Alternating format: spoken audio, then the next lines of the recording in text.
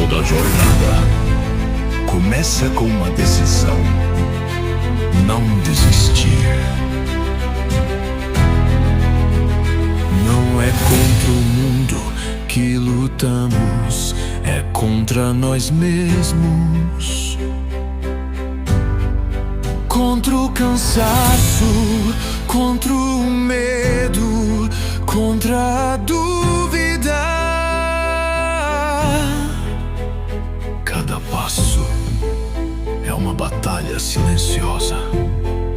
Cada queda é convite para levantar.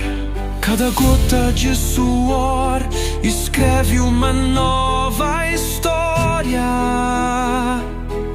Revolução não acontece lá